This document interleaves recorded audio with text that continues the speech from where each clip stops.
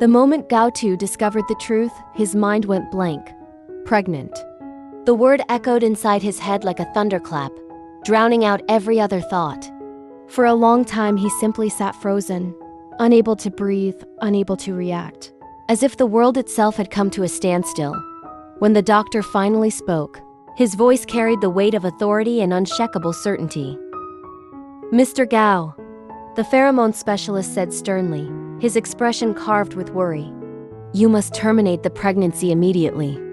As a patient with a pheromone disorder, it is impossible for you to safely give birth without the cooperation of your partner.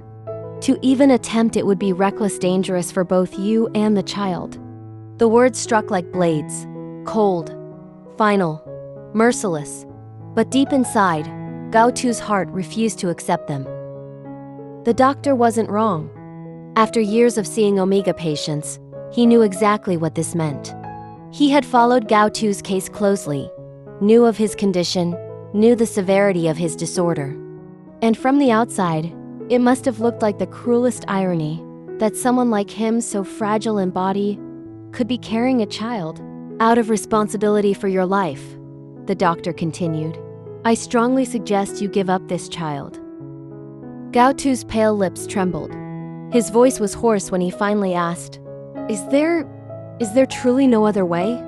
I've heard that artificial soothing pheromones exist now, or perhaps I could try using pheromones from other alphas with a higher matching degree."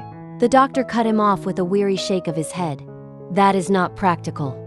He stared at Gao Tu, and in his eyes was something beyond professional concern. It was pity. The young Omega before him looked so frail it was almost unbearable to witness. His skin was waxy and bloodless, his body emaciated from weeks of nausea, vomiting, sleepless nights, and relentless loss of appetite. The doctor had seen many difficult cases before, but none as fragile as this.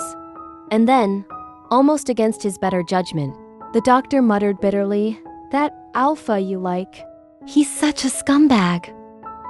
The words struck Gao Tu harder than the medical verdict itself.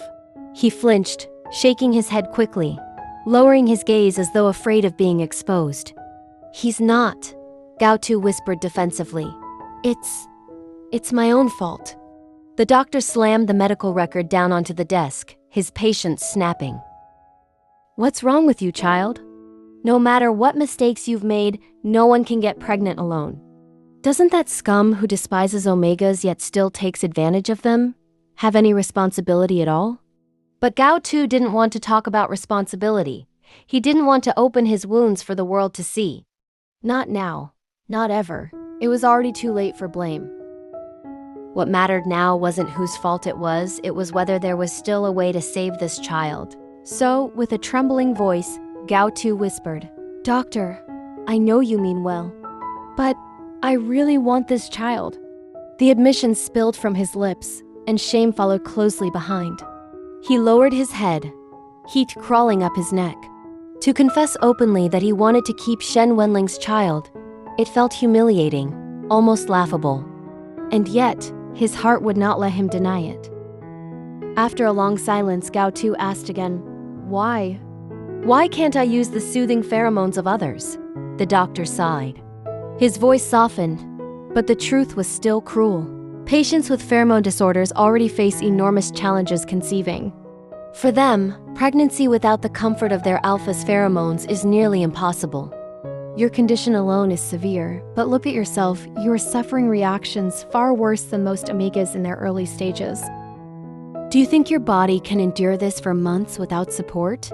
Then what about artificial pheromones? Gao Tu pressed. His hope clung desperately to even the faintest possibility. Or the pheromones of other alphas. The doctor hesitated, then spoke slowly. Artificial pheromones have limited effects. As for using pheromones from other alphas, he paused, his expression turning grave. There is a serious moral risk in relying on such methods to sustain a pregnancy. The implication burned in Gao Tu's ears, and color flooded his face. Shame, frustration, helplessness, they tangled together like thorns in his chest. Still, the doctor added reluctantly, "Of course, if there are volunteers, Pheromone extracts can be used. Extracts? Gao Tu echoed, startled. Yes. Technology has advanced to where pheromones can be separated from blood. But your case is severe, and I must warn you, even the extracts of other alphas may not help you. If you refuse to terminate, your survival and the survival of the child will remain uncertain. Gao Tu, I beg you to give up while you still can. The Omega's hands clenched tightly in his lap, nails digging into his skin. His lips were bloodless, but his eyes still held a fragile flicker of determination. But what if there is a way to fight for it? The doctor blinked, caught off guard. What do you mean? At that moment, Gao Tu closed his eyes in embarrassment. He didn't even know how to describe Shen Wenlang, the man who had mistakenly left this child inside him, the man whose very existence both shattered and sustained him. When he finally spoke, his voice was soft but steady. If I could obtain the soothing pheromone extract of the child's father, then I could keep this child, couldn't I? Naive, innocent, foolish, but at that time, Gao Tu still believed it was possible. Still believed Shen Wenlang was someone he could reason with. He even began to plan. Ridiculously, painstakingly, he went to a lawyer and commissioned legal documents, a property waiver, an inheritance waiver, a parent-child severance agreement. One by one, he stripped himself of every right, every connection, every claim. All to prove a single truth, that he wanted nothing from Shen Wenlang but this child. No wealth, no future, no promises, just the right to bring this small life into the world. But reality has no mercy for dreamers. After countless sleepless nights of preparing himself, Gao Tu finally gathered the courage. His hands shook, but he faced Shen Wenlang and spoke of the child, spoke of the pheromones, spoke of his desperate wish. And in return, all he received was a single crushing sentence. Of course, abort it. The words destroyed him. In that instant, whatever fragile hope he had pieced together collapsed. The walls he had built in his heart crumbled. The world turned dark, and all the strength in his body drained away. He had tried so hard: artificial pheromones, other alphas, legal contracts, compromises, endless self-sacrifice.